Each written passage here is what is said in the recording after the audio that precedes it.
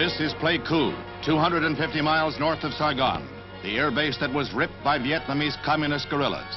8 Americans died in the attack that brought swift retaliation by U.S. and South Vietnamese forces. From carriers and land bases, 49 jets struck back at staging areas just across the border in North Vietnam. The Red Guerrillas were able to slip by Vietnamese guards in the middle of the night raid and lob mortar shells into the area, while hand-carried bombs were placed under aircraft and against barrack walls. Why security was so lax is the object of 2 investigations, although some officers say full protection against such attacks is impossible in this jungle war. There is mute evidence of the toll the guerrillas took here.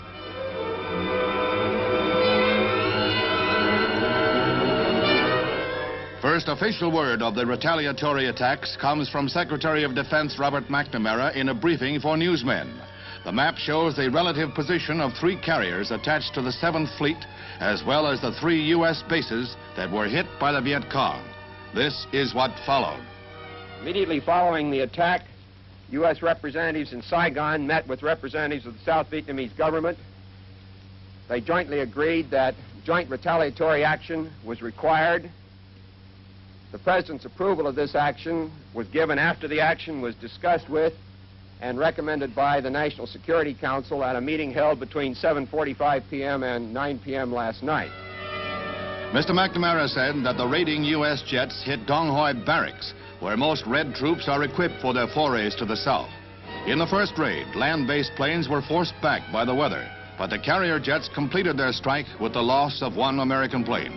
Later, photo reconnaissance flights proved that much of the staging area had been completely destroyed. The confrontation between the Reds and the West was the most critical since the Gulf of Tonkin incident last summer, when the U.S. replied just as swiftly to North Vietnam PT boat attacks.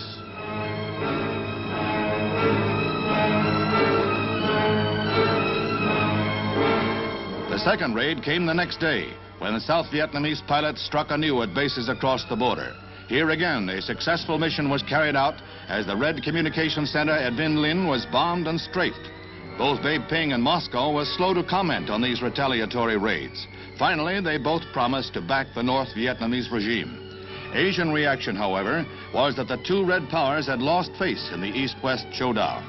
To bolster defenses in South Vietnam, a Hawk ground-to-air missile unit has gone on duty. Meanwhile, President Johnson's Special Assistant for Security Affairs, McGeorge Bundy, arrives at the scene of the Viet Cong raid.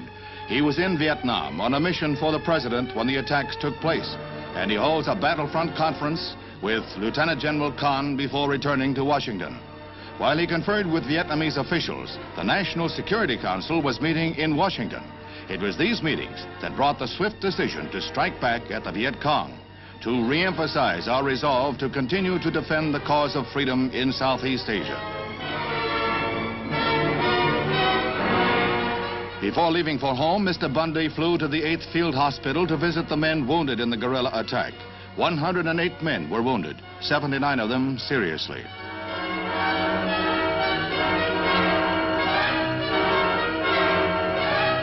Mr. Bundy was to say later that he found morale high among the men, a factor that the President says our enemies always underestimate.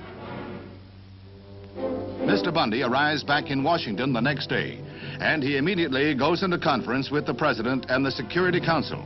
He tells reporters that he found political and religious factions in Vietnam united in their belief that the Viet Cong is their common enemy. We had an opportunity to talk frankly and freely with them.